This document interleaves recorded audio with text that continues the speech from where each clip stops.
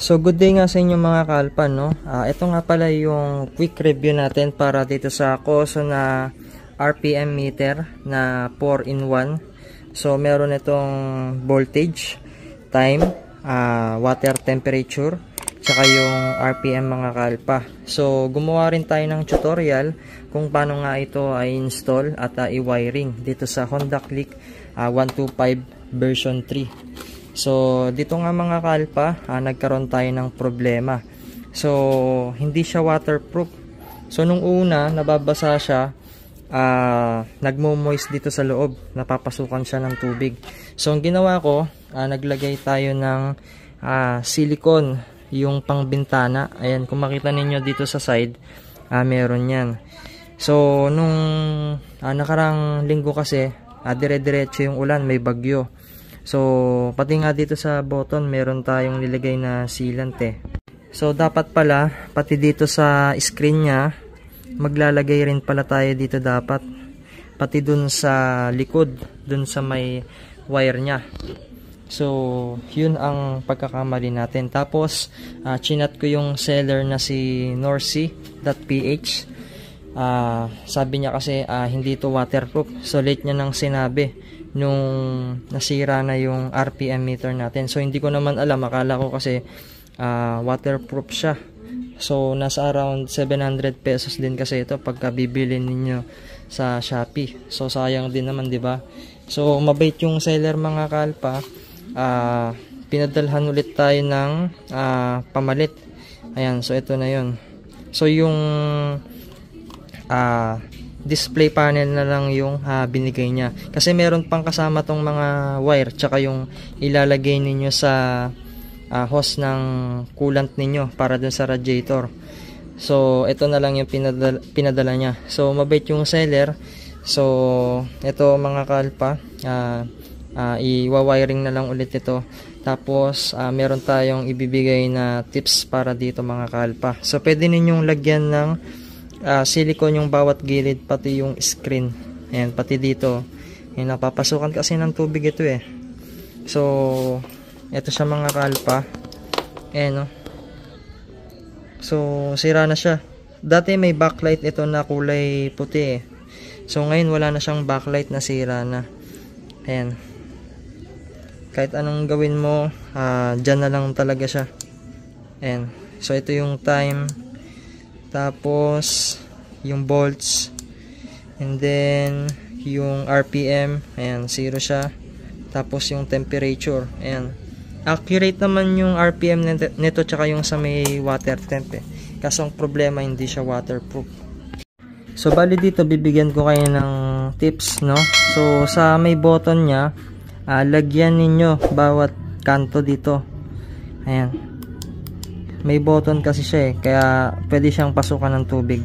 So dito din lagyan nyo rin ito, itong may side nya, pati dito sa mga wire, para hindi kayo magka-problema. Pwede kayong gumamit ng silicone, yung pang bintana, pero meron tayong binili sa Shopee. Ayan, ito yung pang cellphone mga kalpa, yung pinang didikit nila. So ito yung Gravity Magic Rubber. Ayan, so multi-purpose adhesive siya. So nasa around 60 pesos lang ito eh.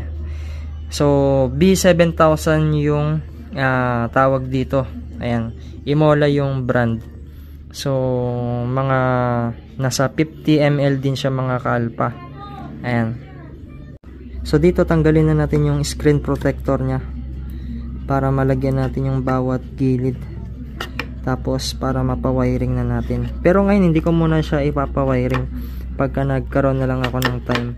So bali itong video na to mga kalpa ay review lang tsaka tips and guide, para pagka bibili kayo na Koso na Mini 4 yung RPM meter ay meron kayong idea. So okay lang na gumastos tayo kasi ganyan naman talaga ang buhay. So bali ito yung itsura nung Imola na adhesive magic rubber. Ayan, pagkabukas ninyo meron na agad tutulo. Ayan. So maganda to sa mga bawat kanto. So hindi ko pa pinipisil, meron nang lumalabas. Ayan, lagyan nyo na lang yung bawat gilid dito. Ayan. para hindi yan mapasukan.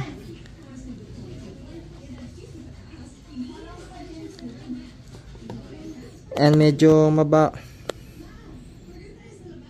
ito medyo mabaho lang yung pandikit. Malakas yung chemical niya mga kaalpa. And pati yung side dito lalagyan natin. And wala kasi tayong taga video nahirapan ako. And pati dito.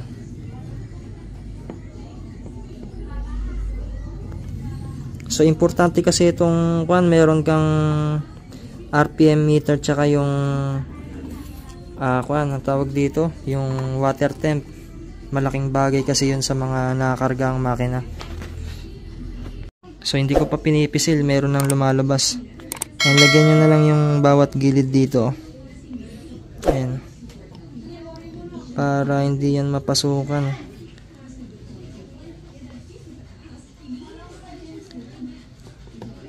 And medyo ito medyo mabaho lang yung pandikit. Malakas yung chemical niya mga kaalpa. And pati yung side dito lalagyan natin. And wala kasi tayong taga video nahirapan ako. And pati dito.